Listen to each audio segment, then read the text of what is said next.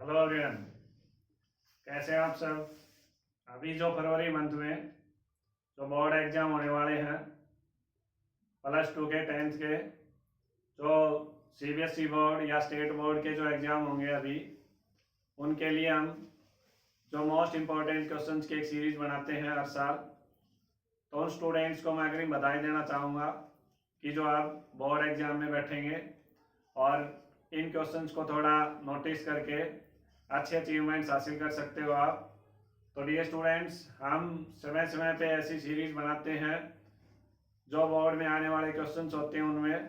तो आज का जो हमारा जो लेक्चर रहेगा वो रहेगा 12th केमिस्ट्री पे कि कौन कौन से इम्पोर्टेंट क्वेश्चन है और आप उन पे थोड़ा फोकस कीजिए और उनको लिख के देखिए, न्यूमेरिकल से उनको सॉल्व कीजिए। तो मोस्ट इम्पॉर्टेंट क्वेश्चन है हमारे पास, most important question, most important questions.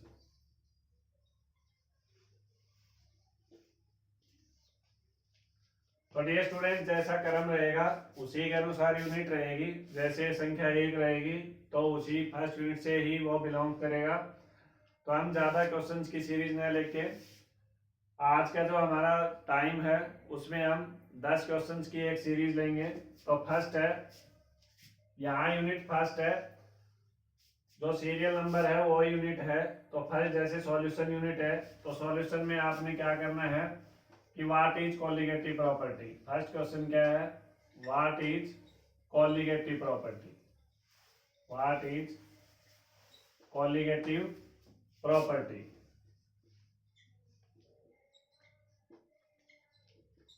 Explain osmotic pressure, osmotic pressure is a colligative property. ये क्वेश्चन है फर्स्ट। तो डियर स्टूडेंट्स, इसमें क्या करना है आपने, पहले तो कॉलिगेटिव प्रॉपर्टी को डिफाइन करना है कि क्या होती है कॉलिगेटिव प्रॉपर्टी।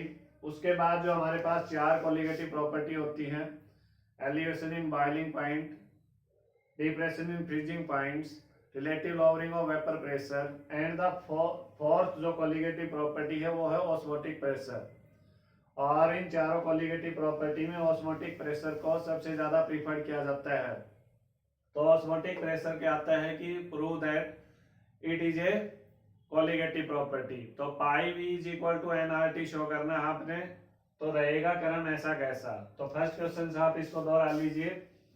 जो सेकंड यूनिट है उससे जो क्वेश्चन बनता है वो बनता है स्टेट कॉर्लियस लॉ, स्टेट कॉर्लियस लॉ, कॉर्लियस लॉ। तो ये क्वेश्चन बनता है इस पे डियर स्टूडेंट्स कि कॉर्लियस लॉ को स्टेट कीजिए। तो इसमें आप मोलर कंडक्टिविटी और इक्विवेलेंट कंडक्टिविटी आती है, उन दोनों के बेस पे आप इसको डिफाइन कर सकते हो। ठीक है, इस पे एक न्यूमेरिकल भी पूछा जाता है जो इसकी फर्स्ट एप्लीकेशन के ऊपर बेस्ड है कि calculate the molar conductivity of a weak electrolyte and infinite dilutions. तो जो आंसर आता है उसका क्या आता है, 390.5 सीमेन सेंटीमीटर स्क्वायर और पर मोल। तो डियर स्टूडेंट्स, आप इस न्यूमेरिकल्स को भी ध्यान में रखते हुए इस क्वेश्चंस को भी याद कर लीजिए।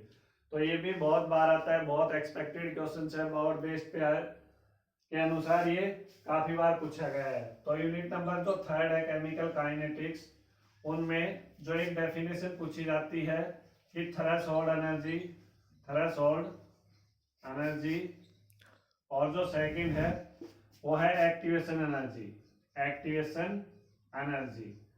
या पूछा जाता है effect of temperature, effect of temperature on rate of reaction. तो स्टूडेंट्स, इसमें ये डिफाइन है करना है आपने कि what is threshold energy, activation energy and effect of temperature. तो इस पे आपने इफेक्ट ऑफ टेम्परेचर पे एग्जांपल भी देना पड़ेगा जी स्टूडेंट्स कि टेम्परेचर का इफेक्ट कैसे रेट ऑफ रिएक्शन को डबल कर देता है, ट्रिपल कर देता है। तो 10 डिग्री बढ़ाते हैं तो rate of reaction nearly equal to double. और इस पे एक आर्नियस इक्वेशन भी है। उसके बाद जो यूनिट नंबर 4 है, यूनिट नंबर 4, उसमें हमारे पास आता है SN1 और SN2 mechanism, SN1 and SN2 mechanism, SN2 mechanism. ये पूछा जाता है, और इसकी रिएक्टिविटी पूछी जाती है। ये स्टूडेंट्स इसकी क्या पूछी जाती है, रिएक्टिविटी पूछी जाती है कि कैसे हम टर्सरी, प्राइमरी, सेकेंडरी और जो सिंपल अल्काइल हैलाइड होते हैं उनकी रिएक्टिविटी शो कीजिए। तो इसको भी आपने पढ़ना है। और इसमें जो 1 नंबर का जो मोस्ट इंपॉर्टेंट क्वेश्चन रिएक्शन में बनता है वो बनता है स्वार्ट्स रिएक्शन। क्या बनता है, स्वार्ट्स रिएक्शन। तो इसको भी दोहराइए। फिफ्थ जो यूनिट है हमारी, फिफ्थ यूनिट एल्कोहल, फिनॉल और इथर। तो इसमें बहुत सारे क्वेश्चंस बनते हैं। तो आपको ध्यान देना है कि preparation of phenol from cumene और हाइड्रोबोरेशन रिएक्शंस होती है इसमें, और reaction with copper powder,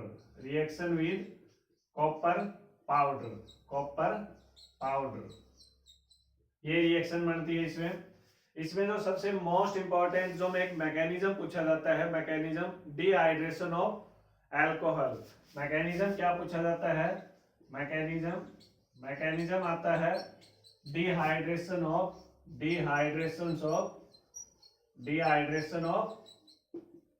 alcohol. तो इसको भी आप ध्यान दीजिए।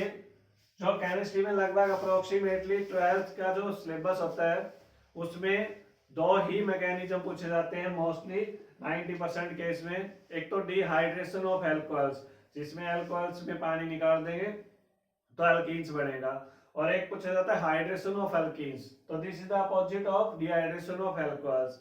एंड जो हम दूसरा करते हैं वो क्या है, हाइड्रेशन ऑफ एल्कीन्स। उसमें पानी जोड़ना है, इसमें पानी को घटाना है। तो मोस्ट एक्सपेक्टेड क्वेश्चन चाहिए मैकेनिज्म का, तो इसको ध्यान में रखना है।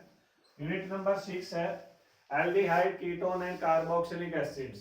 ठीक है, तो उसमें आपने एल्डोल कंडेंसेशन है, एल्डोल कंडेंसेशन है, एल्डोल कंडेंसेशन है, कैनिजारो रिएक्शन,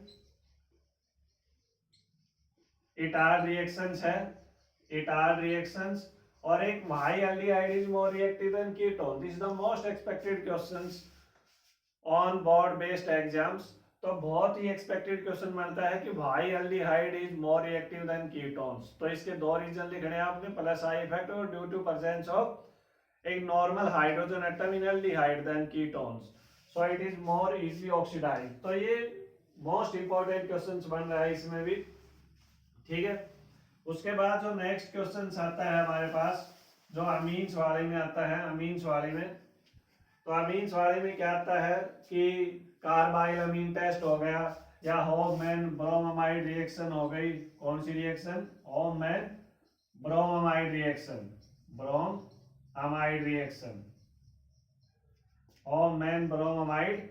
रिएक्शन। तो डियर स्टूडेंट्स, इसको भी मोस्टली आपने याद करना है कि होफमैन जो ब्रोमामाइड रिएक्शन है उसको भी ध्यान देना आपने। ठीक है, उसके बाद जो हमारा नेक्स्ट क्वेश्चन है 8 का, इस पे आती है जैसे बायोमोलिक्यूल्स यूनिट ले लेते हैं हम, बायोमोलिक्यूल्स यूनिट।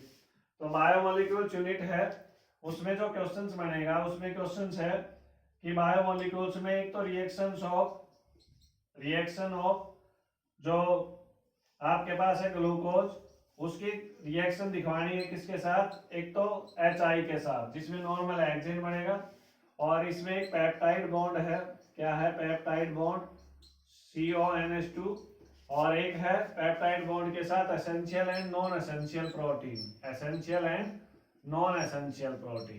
ठीक है डियर स्टूडेंट्स, तो ये तो जो जनरल यूनिट थी उनमें एक जो क्वेश्चन आता है डी एंड एफ ब्लॉक में। तो D and F block elements है डी एंड एफ ब्लॉक में। तो डी एंड एफ ब्लॉक में क्या आता है, डी एंड एफ ब्लॉक में जो क्वेश्चन बनता है उसमें 8-9 क्वेश्चन है। तो एक तो कैटालिटिक बिहेवियर बनता है। क्या बनता है, catalytic behaviour, why transition elements show catalytic behaviour, और एक बनता है लैंथेनॉइड कॉन्ट्रैक्शन। एक क्या बनता है, लैंथेनॉइड कॉन्ट्रैक्शन। तो ये जिस लैंथेनॉइड कॉन्ट्रैक्शन जो सीबीएसई में हमेशा पूछा जाता है कि लैंथेनॉइड कॉन्ट्रैक्शन क्या है और उसकी कंसिक्वेंस बतानी होती है। और जो 10वां क्वेश्चन जो हमारा बनता है कोऑर्डिनेशन कॉम्प्लेक्स में जो उसमें बनता है आइसोमेरिज्म का, उसमें क्या बनता है आइसोमेरिज्म का। तो आइसोमेरिज्म का और जो इसके आईयूपैक नेम है, आईयूपैक नेम, आईयूपीएससी नेम, तो उनमें भी एक 3 नंबर का क्वेश्चन बन रहा है स्टूडेंट्स। तो ये एक सीरीज थी जो 10 नंबरों की एक सीरीज है, यानी 10 क्वेश्चन है इसमें। तो आप इनको थोड़ा फोकस कीजिए और इनको लिख के देखिए, न्यूमेरिकल को सॉल्व कीजिए। तो नेक्स्ट हमारी वीडियो आएगी, उसमें हम न्यूमेरिकल के बारे में चर्चा करेंगे और 10th क्लास में कैसे क्वेश्चन पूछे जाते हैं, कैसा पेपर अटेम्प्ट करना है, उनके बारे में भी कुछ हम टिप्स बताते हैं। तो हमारे पेज को फॉलो कर लीजिए, लाइक कीजिए, सब्सक्राइब कीजिए और शेयर भी कर दीजिए अगर अच्छा लगता है तो। ठीक है, thank you, have a nice day.